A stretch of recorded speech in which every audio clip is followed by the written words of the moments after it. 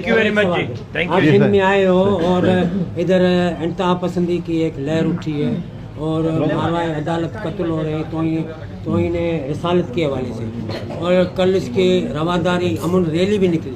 ابھی یہ سندھ میں ایسا ماحول بن رہا ہے، اس حوالے سے آپ کیا کہیں گے؟ دیکھیے، ہم تو سوچتے ہیں کہ کہیں بھی انتہا پسندی نہیں ہونی چاہیے. مسلمان ایک ایسی قوم ہے کہ آج 1400 سال کے بعد بھی ہر چند کے آپ اس کو گئی گزری ایک امت کہیں، لیکن رسول اللہ صلی اللہ علیہ وسلم کے ساتھ، کتاب اللہ کے ساتھ جو ان کی عقیدت ہے اس میں بہت جذباتیت ہے، اس میں کوئی شک نہیں ہے. اور ایسی مضبوط کمٹمنٹ دنیا میں کہیں نہیں پائی جا رہی، کسی مذہب میں نہیں پائی جا رہی. تو کچھ لوگ اگر اپنی رائے رکھتے ہوں اور ان کو پتہ ہو کہ مسلمان اس پر مشتعل ہوتا ہے، ان کو بھی انتہا پسندی نہیں کرنی چاہیے، ان کو بھی قانون کا احترام کرنا چاہیے.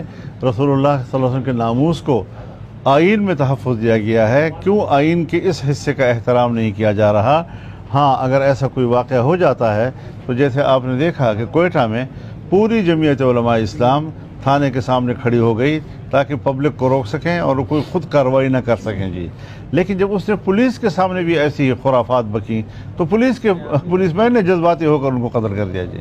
تو اس طریقے سے کچھ ایک مافیا ہے ملک کے اندر جو مذہب کے خلاف ہے، اور ایسے مواقع پر وہ پھر مذہبی لوگوں کی کمزوریوں کو تو اچھالتا ہے، لیکن مذہب دشمن لوگوں کے حوالے سے ان کی انتہا پسندی کا نوٹس نہیں لیتا بلکہ انہیں سپورٹ کرتا ہے. تو اس جنگ میں ان کا رویہ بھی انتہائی قابل مذمت ہے اور انتہائی جارحانہ ہے. اسلام کے حوالے سے ہم کوئی کمپرومائز کسی کے ساتھ نہیں کرتے. اس کے عزت، اس کے ناموس، رسول اللہ صلی اللہ علیہ وسلم کے ناموس، اس کے لیے جنگ لڑیں گے، ہر حالت میں لڑیں گے. اس کو کوئی انتہا پسندی کہتا ہے تو لاکھ دفعہ کہے، وہ خود انتہا پسند ہیں. ہم ان کو بھی احترام کرنا چاہیے. ہم بھی دوسرے مذاہب کا احترام کرتے ہیں. ہم حضرت عیسیٰ علیہ السلام کو اللہ کا نبی مانتے ہیں. ہم ان پر نازل ہوئی کتاب انجیل کا خدا کی کتاب سمجھتے ہیں. ہم حضرت موسیٰ علیہ السلام کی نبوت پر ایمان لاتے ہیں. ہم ان پر نازل ہوئی کتاب تورات پر ایمان لاتے ہیں. تو جس طرح ہمارے ان انبیاء کے بارے میں عقیدت و احترام ہے، ان کی کتابوں کا احترام ہے، ان کو ہم آسمانی کتاب سمجھتے ہیں، تو پھر رسول اللہ صلی اللہ علیہ وسلم اور قرآن مجید کو بھی اتنا ہی احترام ملنا چاہیے. جب کوئی اس کا احترام نہیں کرتا تو اس سے پھر فساد پیدا ہوتے ہیں.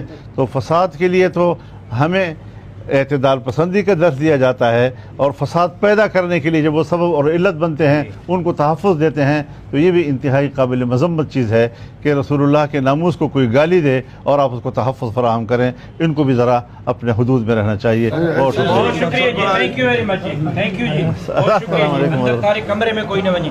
تھینک یو جی. خیریت سے